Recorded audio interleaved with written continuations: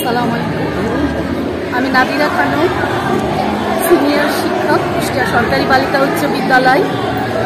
আর আজকে এই স্কুলের 91 থেকে 99 ব্যাচের অনেক ছাত্রী, পুরনো ছাত্রীরা হৃদয়ের স্পন্দনে প্রাণে টানে এই স্কুলের আঙিনা মাতিয়ে রাখছে। আমি এই স্কুলেরই 92 ব্যাচের একজন ছাত্রী, আমার পাশে আমার বান্ধবীরা আছে এবং সেই সাথে আমার যারা শিক্ষক ছিলেন, এখনও কিছু শিক্ষক কর্মরত আছেন এবং যারা নেই। আমি 91 থেকে 99-এর যে ছাত্রীরা আজকে আসছে তাদের মধ্যে একমাত্র ছাত্রী যে শিক্ষক হিসেবে এই স্কুলে কর্মরত আছে।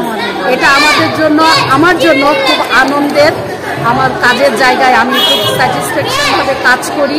আর আমার বান্ধবীরা এখানে আসছে, আমাদের একটা মহৎ উদ্যোগ আছে যে আমরা একটা ফান্ড ক্রিয়েট করতে চাই এই স্কুলে যারা দরিদ্র ছাত্রী তাদের জন্য স্কলারশিপের ব্যবস্থা করার জন্য আমাদের আজকের এই গেট টুগেদার। আমরা শুধু এক হয়ে আনন্দই করতে চাই না, মানুষের মাঝে গঠনমূলক, সৃজনশীল এবং সেবামূলক কিছু কাজও করতে চাই।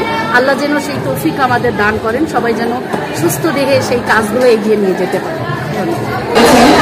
তাদের শিক্ষা আলোচনায় আজকে আমরা উজ্জ্বলিত উদ্ভূষিত। তাদেরকে ধন্যবাদ জ্ঞাপন করলে আসলে আমাদের নিজেদেরই ছোট হয়ে যেতে হয়। তারা ধন্যবাদ পূর্ণ নয়, তারা আমাদের মাথার মনে।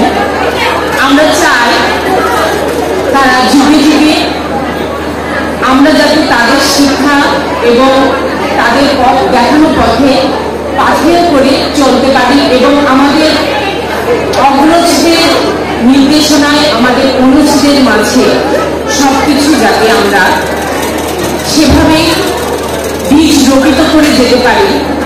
এই শিক্ষক যে গুরু আমাদের সমাজে, এটা যত দিন যাচ্ছে কেন জানি কমে যাচ্ছে। আমরা আমাদের শিক্ষকদের যাতে তাদের দেখানো পথে, তাদের আলোক নির্দেশিকা পথ ধরেই যাতে আমরা শেষ পর্যন্ত চলতে পারি এবং সেই আলোকছটা যাতে আমরা সবার মাঝে দিয়ে যেতে পারি, এটাই আমাদের এত সুন্দর দিন আমরা দেখতে পাচ্ছি। এবারে আমাদের সেই খিটখিট করা দিনগুলো প্রতিদিন নিজেদের মতো করে দুঃখে পার করা, সুখে পার করার সময়ের সাথে ভাগাভাগি করে নিতে আমি স্মৃতির মূল পাথর করতে এসেছি। আমি প্রচন্ড ভালোবাসা, প্রচন্ড খুশি, প্রচন্ড দুঃখ সমস্ত স্কুলের সমস্ত মাঠে ঘাসের বিলাতে যে পরিমাণ ছিটিয়ে নিতে গেছি সেগুলো পুরোতে এসেছি। আমার খুব ভালো লাগছে।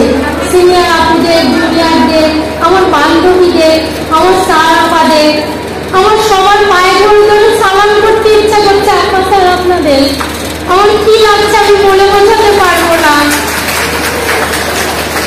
আমার দুটো ছেলে আমি ওদের বড় হতে দেখছি, আর যখন বড় হয় তখন ভাবি, আমি যখন মেনটেন করি তখন ভাবি যে কত ধৈর্য ধরে মানুষ হয়েছে আমার মা বাবা, আমার সারা পাড়া, এত ধৈর্য ধরা লাগে। আমি হাঁপিয়ে উঠে যাই মাঝে মাঝে যে কোন পাল্লায় করলাম নাকি আমরা ভালো ছিলাম। আমি কনফিউজ। যাই হোক, আমি প্রচন্ড খুশি আমাদের সারাপাদের কাছে পেয়ে